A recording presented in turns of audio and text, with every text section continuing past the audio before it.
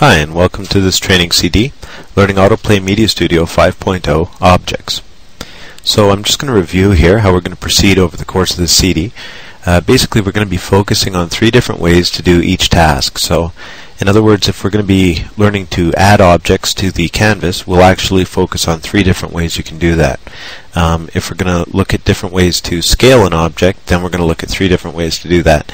That's just the methodology we've chosen to construct this data, and I think over the course of the CD you'll find that if you learn things this way, it actually gives you really good flexibility in your workflow, and you'll be able to get a lot done really fast. So hopefully by the time you finish this CD, you'll be working a lot faster and getting much better results, and you'll be a lot happier with what you're doing.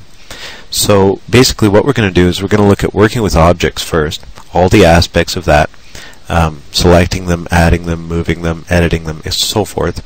And then we're going to take a look at all the aspects of specific objects. And we're going to cover both versions, Professional and Standard. And then from there we'll move on to some example projects that demonstrate the things we've learned, and then we'll take a look at where to go next. So right now I'm just going to outline. We're going to go to the Help file here in AutoPlay Media Studio, and we're going to outline the difference between the objects in the versions.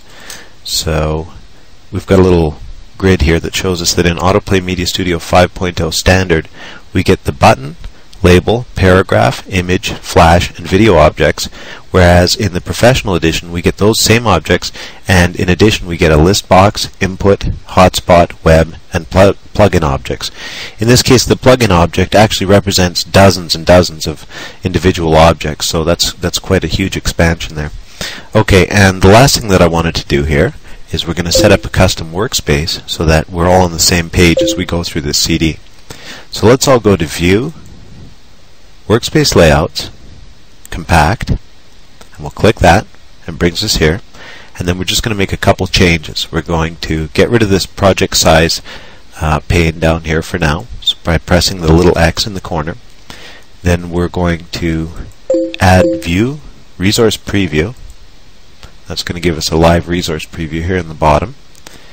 And we are also going to add View, Toolbars, Alignment. So that's great. This is a good workspace for us to use as our starting point, and I'm going to at this point go to View, Save Layout. Now you can call this anything you want. I'm going to call mine Speedy, and I'm going to press OK. And there we go. So at the start of each lesson we'll go to View, Workspace Layouts, Speedy, and this is where we'll start, and then we can be sure that we're on the same page together. And finally, I just wanted to mention real quickly that we've got a couple websites here to share with you. This is the website at www.indigorose.com, the makers of AutoPlay Media Studio, and there's a whole bunch of great resources here, so it's worth going here and working through. And if you click up here on the user forum link, it actually takes you to a marvelous user forum here where you can come on in and basically get advice for all your projects and answers to your questions. Now, in addition to this, if you go to www.speedytraining.com, you'll be at our home site, and we've got a variety of CDs available for you here. So you're now viewing the CD on learning objects. In addition, we've got some other ones that are really great, and I think you'll really enjoy them. So you might want to come here and check it out.